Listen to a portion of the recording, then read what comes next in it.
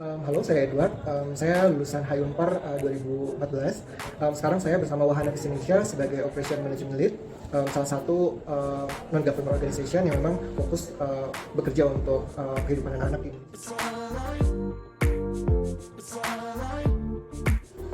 Kalau karakter yang cocok banyak ya Mbak ya. Pertama itu yang saya lihat harus open minded ya. Jadi memang karena di NGO isunya banyak, jadi mahasiswa harus terbuka dengan berbagai macam issues.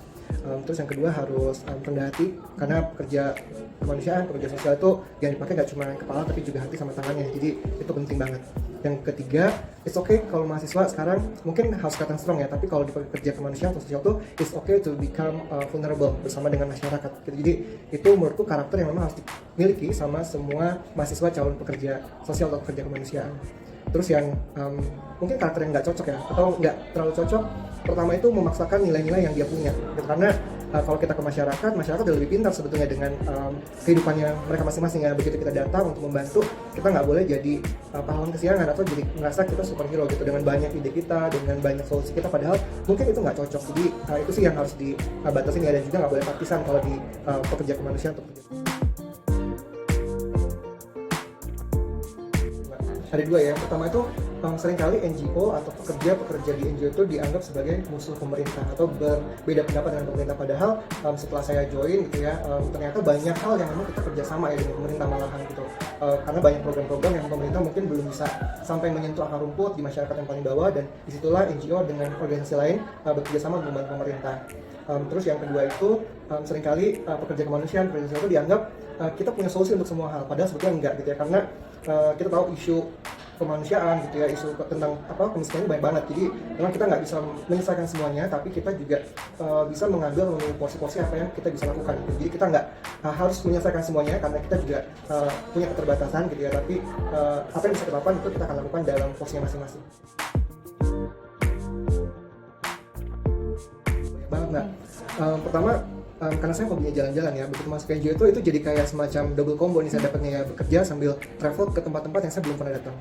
Kedua, ketemu banyak masyarakat yang berbeda suku, beda bahasa gitu ya. Jadi sambil bekerja, sambil juga kita belajar banyak hal yang memang itu nggak didapat di kampus ya, atau di tempat tinggal saya sebelumnya gitu. Jadi itu salah satu yang menarik, dan selain itu juga kita bisa banyak mendapat jejaring ya ketika kita pergi ke satu tempat gitu. Jadi nggak cuma dengan pemerintah, tapi juga dengan NGO lain yang ada di tempat itu, atau mungkin juga dengan komunitas-komunitas yang ada di sana. Itu menurut saya menjadi bonus dari pekerjaan ini. Jadi pekerjaan kemanusiaan itu nggak cuma sekedar profesi gitu ya, tapi di sisi lain juga kita lebih kayak membangun keluarga baru gitu ya. Jadi dimanapun kita pergi, kita akan ada selalu keluarga kita gitu kalau kerja kemanusiaan.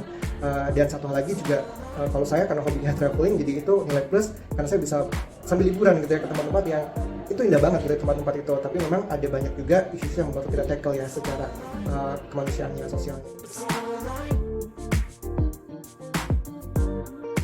Salah satunya itu ke Asmat ya, karena Asmat itu ada di pelosok Papua yang kita harus pakai pesawat, pakai boat gitu ya. Nah, satu hal yang sangat berkesan adalah karena tempat pelayanan kita itu memang di dusun-dusun yang berjauhan ya, jadi satu dusun ke dusun lain itu memang harus pakai boat yang kita nggak tahu cuacanya akan gimana gitu ya, tapi ya kita fully hope gitu untuk mengerjakan itu. Dan kita juga karena intentionnya adalah membantu masyarakat, jadi itu menjadi pengalaman yang menarik sih ya Mbak, karena nggak cuma tadi ya dengan struggle-nya cuaca gitu, tapi juga ketika ketemu sama anak-anak masyarakat, mereka senyum, mereka say thank you, itu hilang semua capeknya. Dan resikonya juga sebenarnya kita udah bisa mitigate ya kalau kayak gitu. Dan selain Asmat juga mungkin mostly teman-teman di Papua atau Indonesia Timur itu sangat berkesan ya. Selain tempatnya bagus, alam juga indah gitu, masyarakatnya itu ramah-ramah. Itu yang nggak akan saya lupakan gitu kalau ditanya yang menariknya.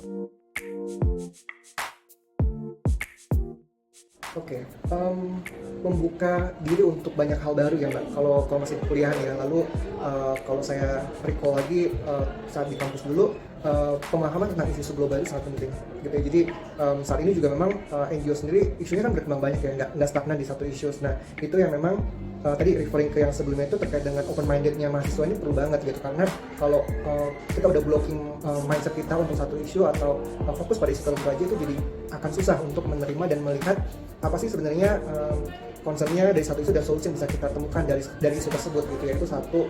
Terus yang kedua itu adalah kita perlu berjejaring secara seluas-luasnya gitu ya, karena NGO itu kan salah satu wadah gitu dimana pekerjanya akan saling berhubungan atau bersinggungan dengan banyak orang. Jadi kalau kita nggak bisa membuka diri, nggak mau berbaur sama banyak pihak, itu akan susah. Itu nggak cuma antar NGO, tapi juga sama pemerintah, sama masyarakat, sama banyak instansi. Itu kita harus mulai membiasakan diri untuk itu ya, kerjasama, ngobrol, berjejaring. Itu yang menurutku dua hal penting ya, analisa gitu ya, lalu open untuk isu baru dan juga networking itu sendiri.